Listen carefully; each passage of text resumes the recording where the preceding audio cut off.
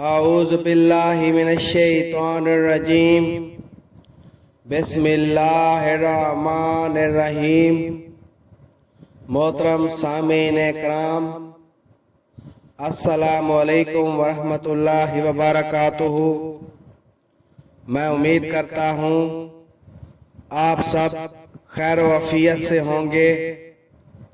اللہ تعالیٰ آپ کے رزق اور مال میں اضافہ فرمائے، آمین ثم آمین یا رب العالمین۔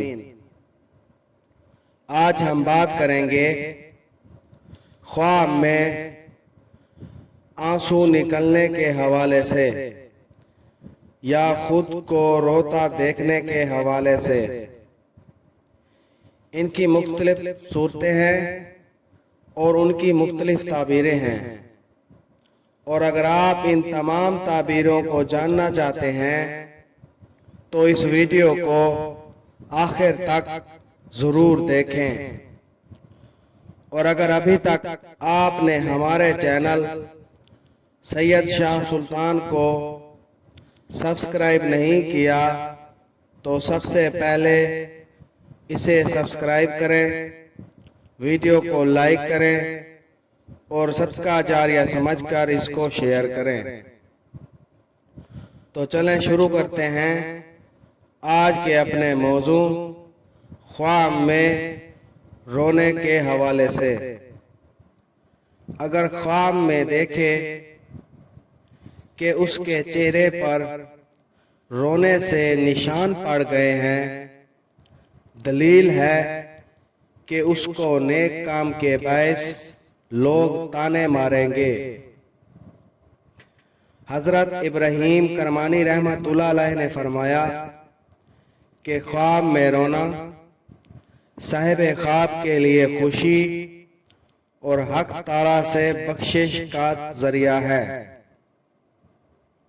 اگر خواب میں دیکھے کہ گناہ یا کسی علم کی محفل یا قرآن مجید پڑھتے وقت رویا ہے یا اور موقع پر جو اس کے مشابہ ہے، تو خدا تعالیٰ کے کرم پر دلیل ہے جو اپنے فضل سے اس پر رحمت کرے گا اور اس کے گناہ بخشے گا۔